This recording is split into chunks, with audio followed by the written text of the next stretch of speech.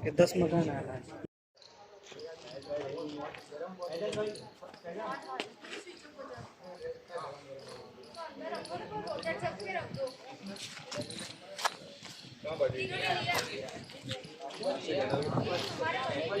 वो भी बेचारे इनके पापा भी बेचारे, इनको भी कैंसर है बेचारे। ऑपरेशन है शनिवार को, कैसे क्या करेगा ये इंसान? कोई ज्यादा वक्त भी नहीं, वापस इनको हार्ट अटैक आएगा तो जिम्मेदारी लेंगे वो लोग। जिंदगी की इनकी जमा पूंजी की ये बनाई है बिल्डिंग। स्टिचेस लिए हुए हैं यहाँ पे, अभी भी तुम्हारे सामने प्रूफ है। 3 महीने क्या करेंगे? फरियाद करने जाओ। वापस हार्ट अटैक आ जाएगा। खान पठान बोल रहा हूँ। मैं आर्मी में 33 साल से सर्विस करके रिटायर होकर मेरी पेंशन पूरी मैंने इसमें लगाई है ये मकान के अंदर, लेकिन कोई फर्क नहीं पड़ा। उन लोगों ने बोला कि मकान तुम्हारे 4 दिन के अंदर सब तोड़ दूंगा। बोले मकान 36 मकान की हमारे सबकी नोटिस है और बोले तोड़ देंगे बोला। और उसके बाद बोला कुछ नहीं मिलेगा बोला, और नोटिस भी हमको नहीं दी। ऐसी हमारी हालत है। अभी हम कहाँ जावे, मकान बिखर के हम पड़े हुए लाचार। अभी हमारा जाना का अभी बाईपास कराया हुआ है, मेरे को अभी 2 महीना हुआ है और उसके बाद मैं यहाँ रहने आया हूँ। और उसके बाद मेरी ये हालत कंडीशन है। अभी मैं कहाँ जाऊँ, किस हालत में हूँ मैं, मेरे बीवी बच्चे हैं सब है, मैं किस कंडीशन में गुजर रहा हूँ।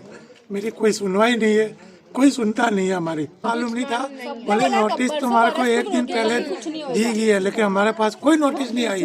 किसको दी है वो हमको पता नहीं है। मेरा नाम मोहम्मद हुजैफा है, यहाँ पे 1 साल से रह रहा हूँ। कंडीशन आप सामने देख रहे हो। मेरा ये एक्सीडेंट हुआ है बराबर है, मम्मी का इंतकाल हुआ है 2 महीने पहले। अभी शनिवार को पापा का ऑपरेशन है प्रोस्टेट का। यहाँ पे पब्लिक इतनी परेशान है। अभी इन लोगों ने घर का बेघर कर दिया है। तीसरा मकान था मेरा, दूसरा ये वाला, ठीक है। यहाँ पे हमारे यहाँ पे आए थे कॉरपोरेशन वाले 1 दिन पहले और हमको आके बोलते हैं, बोले तुम्हारा यहाँ पे ये सब पूरा मकान टूटेगा। हमने जब उनसे प्रूफ मांगा तो वो हमको सीधा उनका रास्ता बता रहा है, बोले तुम जाके ऑफिस में तपास करो, ठीक है। अब इतना टाइम तो ये लोग देते नहीं है तपास करने का, और हमको बोलते हैं कि भाई तुम तुम्हारे हिसाब से कर लो। बोले ये मकान टूटेंगे, और कॉरपोरेशन वाले हमको बता रहे हैं कि बोले तुम कुछ भी कर लो, बोले ये मकान पूरा टूटेगा, मतलब टूटेगा। खार में इनके पास 12 बजे से जब स्टे ऑर्डर आ गया था तो इनको आगे बढ़ने की जरूरत क्या थी यहाँ पे।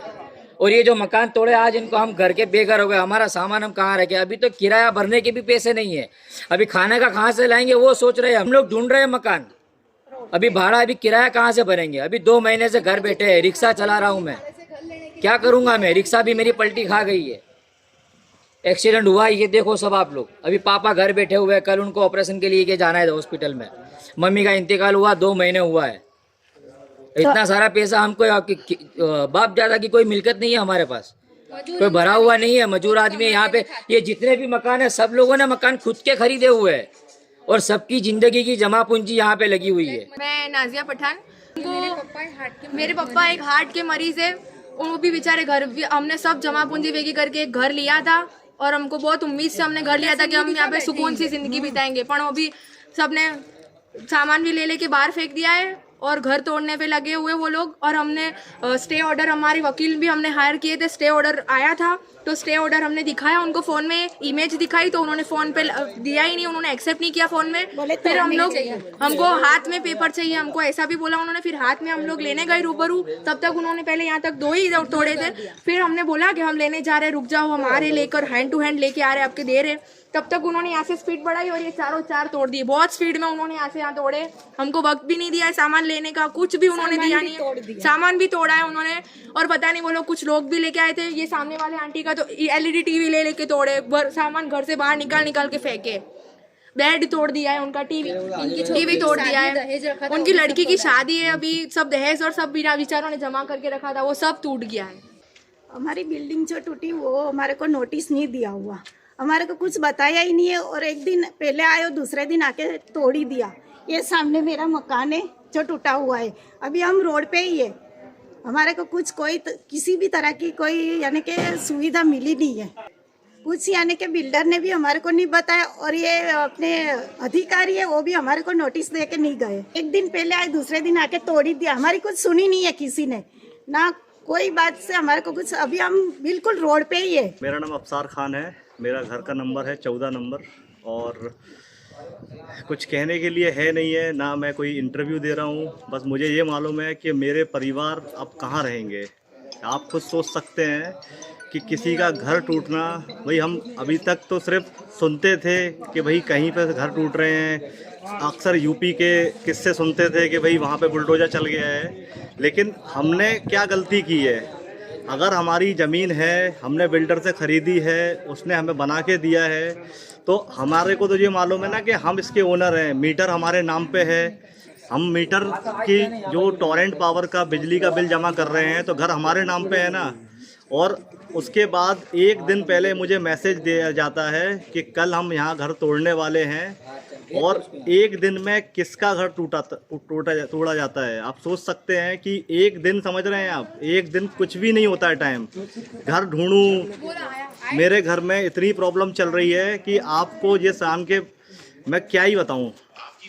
आप देख सकते हैं पीछे के जो घर हैं वो उन्होंने अंदर तक तोड़े हैं, आगे का एरिया उन्होंने बस आगे का मतलब कवर करने के लिए, मतलब उनसे जब बात कर रहा था मैं एएमसी ऑफिसर से, तो बोल रहे हैं कि मेरे से बहस करोगे तो मैं 2 हिटाची लगा दूंगा।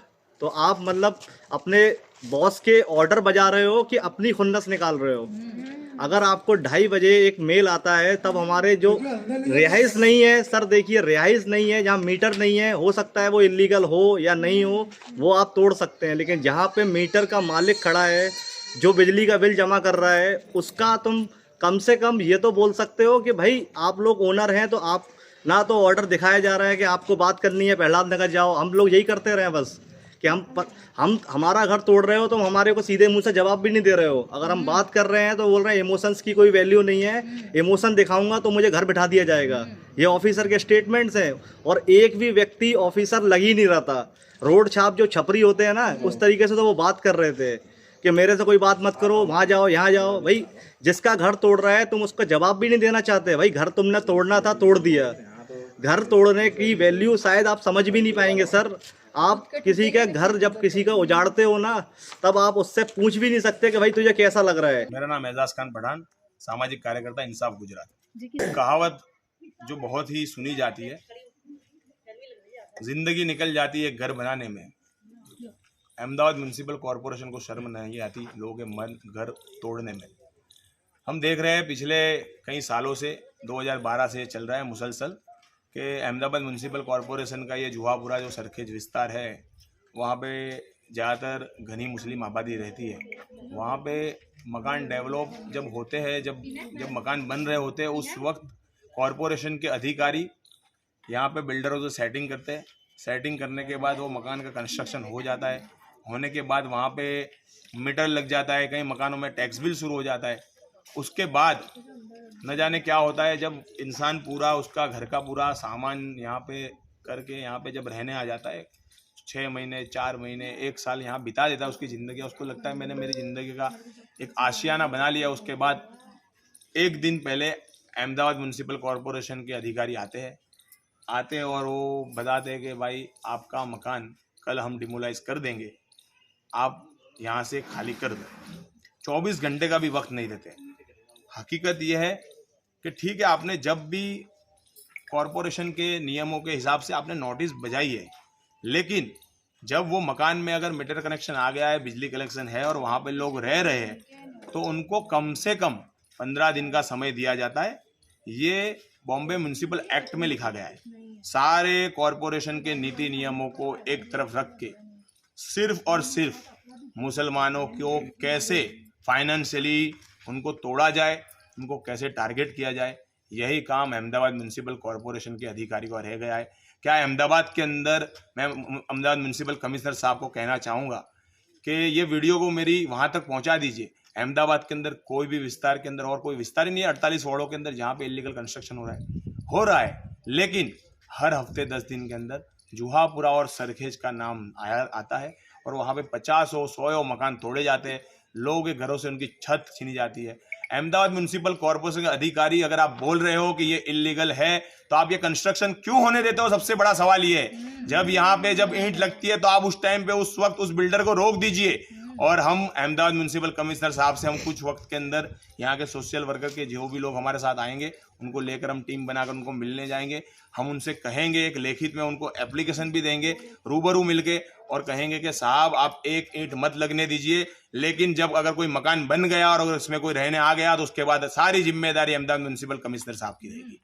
एक बार मकान बनने के बाद आप उनके पास से अगर 20 लाख 25 लाख रुपया लोग ले लेते हैं, वो बिल्डर यहाँ से गुम हो जाते हैं, उसके बाद कोई कुछ नहीं होता। लोग कल बहुत सारे सवाल कर रहे थे कि भाई बिल्डरों पे फरियाद करनी चाहिए। अब एक बात बताओ कि पुलिस के अंदर, कानून के अंदर अभी नए कानून आए, पहले पुराने कानून के अंदर आईपीसी के अंदर 420 की कलम है। 420 की कलम के अलावा और सी कौन सी बड़ी कलम है जिससे उनको मतलब कुछ होगा? तुरंत 24 घंटे के अंदर जामीन हो जाएगा, कुछ नहीं होने वाला है। लेकिन फिर भी जितने भी लोगों के मकान टूटे, कि अगर उनको बिल्डर के सामने फरियाद करनी है तो मेरा संपर्क कीजिए। मैं एजाज खान आपके साथ खड़ा हूं। और कल यहाँ पे कुछ हमारे भाइयों ने, बहनों ने बताया कि यहाँ पे कॉरपोरेशन के गुंडे, वो बाउंसर यहाँ पे सामान फेंक रहे थे, ऊपर से एलईडी फेंक रहे थे, उनका फर्नीचर फेंक रहे थे। कॉरपोरेशन को इतनी क्या जल्दी थी? ऐसा क्या उनको जल्दबाजी करने की जरूरत थी? जब कोर्ट का ऑर्डर आ गया था, व्हाट्सएप पे ऑर्डर को दिखा रहे थे, नहीं मान रहे थे। लीगल ऑर्डर आ रहा जाता 5-10 मिनट आप रुक जाते तो क्या प्रॉब्लम होता? लेकिन उनके गुंडों ने यहाँ पे चढ़ के ये आखिरी 3-4 मकानों का जो भी सामान है उसको ऊपर से फेंका है और उसकी वीडियो हम कलेक्ट कर रहे हैं। और हमारी इंसाफ गुजरात की टीम इनके साथ खड़ी है। अगर ये लोग एफआईआर करने के लिए बाहर आएंगे तो हम पुलिस स्टेशन जाएंगे। सरखेज पुलिस स्टेशन के पीआई साहब यहाँ पे कल मौजूद थे। हम उनके सामने जाके फरियाद, हमारी अर्जी देंगे। अगर वो वहाँ से एफआईआर नहीं लेंगे, हम एसपी साहब से मिलेंगे, हम एसीपी साहब से, कमिश्नर साहब से मिलेंगे। और उसके बाद भी अगर फरियाद नहीं हो तो हम कोर्ट में भी जाने के लिए पूरे तैयार है। अगर ये जो यहाँ पे पीड़ित है वो पीड़ित बाहर आएंगे तो हम बिल्डर के सामने फरियाद करनी हो या जो कॉरपोरेशन के जो गुंडे लोग हैं उनके सामने फरियाद करनी हो, उसके सामने फरियाद करने के लिए हम आगे उनके साथ कंधे से कंधा मिलाकर हम खड़े हैं।